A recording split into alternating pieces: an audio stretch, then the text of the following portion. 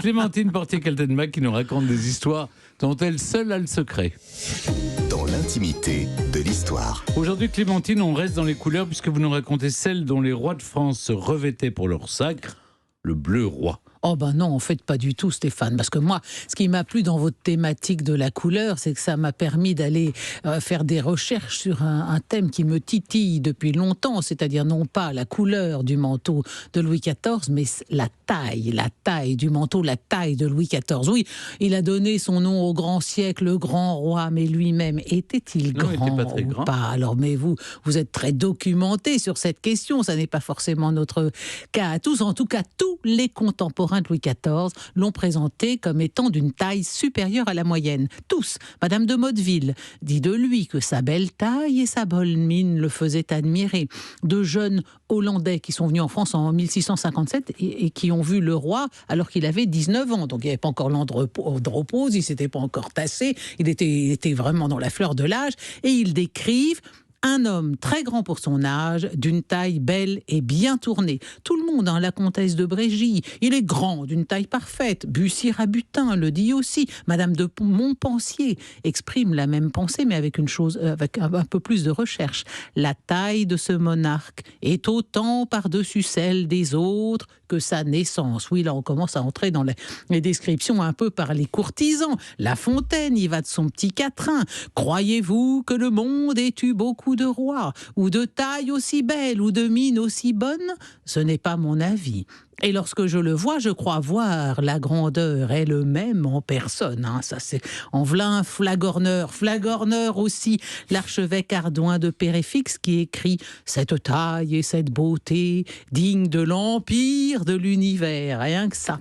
Évidemment, Saint-Simon, lui aussi, il va de son couplet. Au milieu de tous les autres hommes, sa taille et la grâce naturelle et majestueuse de sa personne le faisaient distinguer jusqu'à sa mort comme le roi des abeilles. Eh ben oui, donc bref, tous les témoignages des contemporains qui ont vu le roi concordent. Il est grand, il était grand. Alors pourtant... Plus grand qu'eux, en tout cas. Plus grand qu'eux. Alors, en tout cas, ce qui est curieux, c'est que la princesse Palatine, la belle-sœur de Louis XIV, qui, elle, n'avait pas sa langue dans sa poche, n'avait pas l'habitude de flagorner et de dire n'importe quoi, elle expliquait que son mari, monsieur frère du roi, était plus grand que Louis qui lui-même était plutôt petit. Eh bien, figurez-vous, en effet, Stéphane, vous le saviez déjà, mais que la Palatine disait vrai. Et comment le sait-on que Louis XIV était pas si grand que ça, parce qu'on a conservé une armure complète de 1667 qu'il a portée. Elle lui a été offerte par la République de Venise pour commémorer sa victorieuse campagne de Flandre. Elle est au musée de l'armée. Et elle est au musée de l'armée. Elle a évidemment sa belle devise, nec pluribus impar, la devise de Louis XIV, à nul autre pareil, ou au-dessus de tous, en l'occurrence, c'était pas vraiment le cas.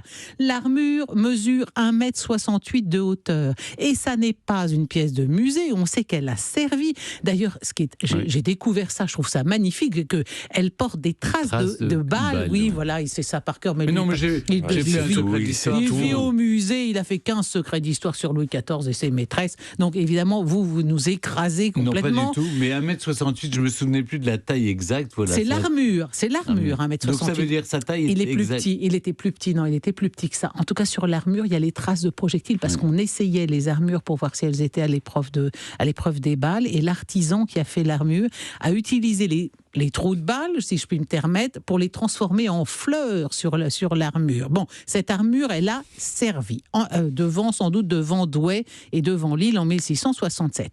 Et elle prouve que le roi n'avait pas une taille supérieure à 1,62 m. 1,62 m. Alors si c'est vrai, comment expliquer que les contemporains de Louis XIV aient tous trouvé très grands? Eh bien, parce que d'abord, il portait des talons. Voilà, exactement. Et ensuite, il avait une perruque, comme il était chauve, il portait une perruque très haute. Exactement, la perruque, Stéphane, c'était la binette Grand Infolio. Oui, mais quand tu as 1 mètre de cheveux, ça se voit quand même. Non, c'est pas 1 mètre. Non. C'était une perruque très prodigieuse qui faisait dans les plus de 10 cm. On l'appelait, donc je le disais, la binette Grand Infolio. C'était une perruque qui faisait 2 livres. Donc 2 livres, c'est 1 kilo. 1 kilo la perruque.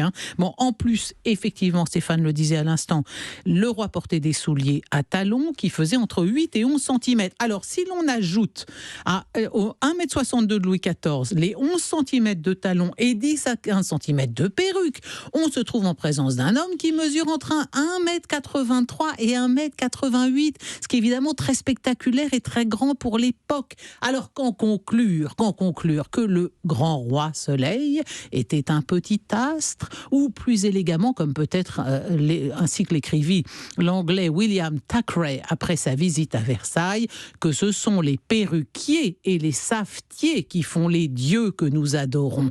Pascal l'avait constaté avant lui. L'imagination, cette maîtresse du monde, voilà un des principes d'erreur. Nos magistrats ont bien compris ce mystère. Leurs robes rouges, leurs hermines, dont ils s'emmaillotent comme des chats fourrés, font tromper le peuple. Mais la pourpre des rois est encore plus étonnante. Et voici, messieurs, sans en avoir l'air, comment on passe de considérations anthropométriques à une leçon de philosophie.